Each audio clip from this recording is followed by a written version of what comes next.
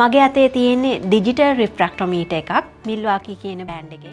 ඔයාලට දකින්න පුළුවන් මෙන්න මෙතන මෙෂර් කරලා තියෙනවා මේකේ මොඩල් එකට අනුව මේ ඉන්ස්ට්‍රුමන්ට් එකේ මෙෂර් කරගන්න පුළුවන් බ්‍රික්ස් පර්සන්ටේජ් මේක අනිවාර්යයෙන්ම ඩියුරබිලිටි එක වැඩි කරගන්න නම් අපි මෙන්න මේ පෝට් එක හොඳින් ක්ලීන් කරගන්න ඕනේ. සුගර් ගත්තාම සුගර් වර්ග තියෙනවා. ග්ලූකෝස් තියෙනවා, ෆ්‍රක්ටෝස් තියෙනවා, ඉන්වර්ට් සුගර් තියෙනවා. මෙන්න මේවට වෙන වෙනම බ්‍රික්ස් මීටර්ස් තියෙනවා.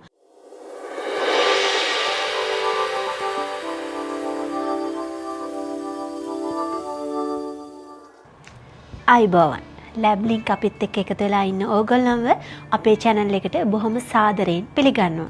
ඉතින් වෙනදා වගේම අදත් ඔන්න සූදානම් අලුත් ඉන්ස්ට්‍රුමන්ට් එකක් ගැන තොරතුරු ඔබට කියා දෙන්න.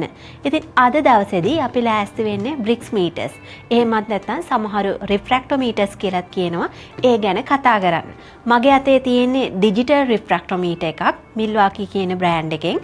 හැබැයි රිෆ්‍රැක්ටෝමීටර්ස් ගැන කතා කරද්දී ඒකේ වර්ග දෙකක් තියෙනවා. ඇනලොග් බ්‍රික්ස් මීටර් එහෙමත් නැත්නම් ඇනලොග් රිෆ්‍රැක්ටෝමීටර්ස් කියලා. ඒ වගේම ඩිජිටල් රිෆ්‍රැක්ටෝමීටර්ස් එහෙමත් නැත්නම් ඩිජිටල් බ්‍රික්ස් මීටර්ස් කියලා. ඇනලොග් බ්‍රික්ස් මීටර්ස් වලට වඩා ඩිජිටල් බ්‍රික්ස් මීටර් එක වෙනස තමයි අපිට ස්පීඩ් එකේ එහෙමත් නැත්නම් අඩු කාලෙකින් රීඩින් එක ඩිරෙක්ට් ගන්න පුළුවන්. ඒ වගේම තමයි ඇකියුරසි එක ගොඩක් වැඩි. මේ තියෙන්නේ මගේ අතේ තියෙන්නේ මිල්වාකී කියන බ්‍රෑන්ඩ් එකෙන් තියෙන ඩිජිටල් රිෆ්‍රැක්ටෝමීටර් එක ඩිජිටල් බ්‍රික්ස් මීටර් එක. මේක හංගේරියන් ප්‍රොඩක්ට් එකක්. එතකොට මේක ගැන අපි කතා කරද්දී ඊට කලින් අපි බලමු මොකද්ද මේ බ්‍රික්ස් කන්ටෙන්ට් එක කියලා කියන්නේ. බ්‍රික්ස් පර්සන්ටේජ් එක. අපි බ්‍රික්ස් පර්සන්ටේජ් එක කියලා මෙෂර් කරගන්නේ 100 ග්‍රෑම් එකක් ඇතුලේ කොච්චර sugar content එකක් තියෙනවද කියන එක තමයි අපි බ්‍රික්ස් පර්සන්ටේජ් එකෙන් අදහස් කරන්නේ. ඉතින් මේ ප්‍රොඩක්ට් එක ගත්තාම මේකේ ඔයාලට දකින්න පුළුවන් මෙන්න මෙතන මෙෂර් කරලා තියෙනවා මේකේ මොඩල් එකට අනුව මේ ඉන්ස්ට්‍රුමන්ට් එකේ මෙෂර් කරගන්න පුළුවන් බ්‍රික්ස් පර්සන්ටේජ් එක. එහෙමත් නැත්නම් රේන්ජ් එක කොච්චරද කියන එක. මෙතන රේන්ජ් එක අපි බලපුවාම 0 to 85% එකක් වෙනකන් අපිට බ්‍රික්ස් එක මෙෂර් කරගන්න පුළුවන්. මේක භාවිතා කරන්න පුළුවන් ටෙම්පරේචර් එක තමයි 0 to 80 celsius කියන රේන්ජ් එක ඇතුලේ අපිට මේ රිෆ්‍රැක්ටෝමීටර් එක යූස් කරන්න පුළුවන්.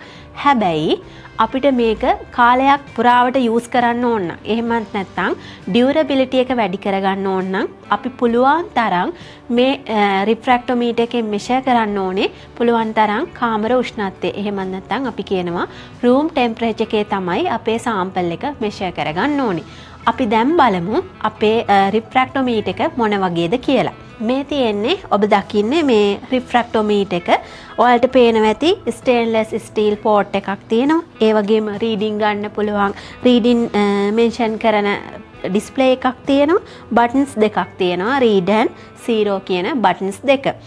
අපි මෙතෙන්ට තමයි සාම්පල් එක ඉන්සර්ට් කරන්නේ.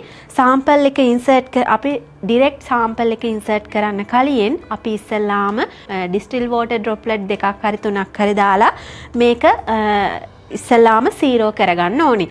ඊට පස්සේ තමයි අපි අදාළ සාම්පල් එකෙන් ඩ්‍රොප්ලට් දෙකක් හරි තුනක් හරි දාලා සාම්පල් එක රීඩ් කරගන්නේ. මේක අනිවාර්යයෙන්ම ඩියුරබිලිටි එක වැඩි කරගන්න නම් අපි මෙන්න මේ පෝට් එක හොඳින් ක්ලීන් කරගන්න ඕනේ. ඒ සඳහා අපිට පාවිච්චි කරන්න පුළුවන් ලිනන් ෆ්‍රී ක්ලෝත් එකක් IPA වලින් ක්ලීන් කරගන්න පුළුවන්. ඒ වගේම තමයි අපි දැන් අර මං කිව්වේ ඉස්සෙල්ලාම ඩිස්ටිල් වෝටර් දාලා තමයි 0 කරගෙන තමයි පස්සේ අපි සාම්පල් එක මෙෂර් කරන්නේ. අන්න එතනදී අපි ඩිස්ටිල් වෝටර් රිමූව් කරගන්න ටිෂු එකක් හරි ලිනන් ෆ්‍රී ක්ලෝත් එකක් යූස් කරගන්න පුළුවන්. ඉතින් මේ වගේ සුගර් ගත්තාම සුගර් වර්ග තියෙනවා. ග්ලූකෝස් තියෙනවා, ෆ්‍රක්ටෝස් තියෙනවා, ඉන්වර්ට් සුගර් තියෙනවා. මෙන්න මේවට වෙන වෙනම බ්‍රික්ස් මීටර්ස් තියෙනවා. ඒ වගේම තමයි මෙන්න මේ බ්‍රෑන්ඩ් එකෙන් මිල්වාකී කියන බ්‍රෑන්ඩ් එකෙන් බ්‍රික්ස් මීටර්ස් සුගර් වලට ෆ්‍රක්ටෝස් වලට ග්ලූකෝස් වලට අමතරව ඇල්කොහොල් කන්ටෙන්ට් එක මෙෂර් කරගන්න. ඒ වගේම සෝඩියම් ක්ලෝරයිඩ් ලවණ සෝල්ට් කන්ටෙන්ට් එක මෙෂර් කරගන්න පුළුවන් විදිහට මීටර්ස් අඳුන්වලා දීලා තියෙනවා. ඉතින් මේ වගේ ඉහළ රේන්ජ් එකක ප්‍රොඩක්ට්ස් අඳුන ගන්න පුළුවන් මිල්වාකී කියන බ්‍රෑන්ඩ් එකේ.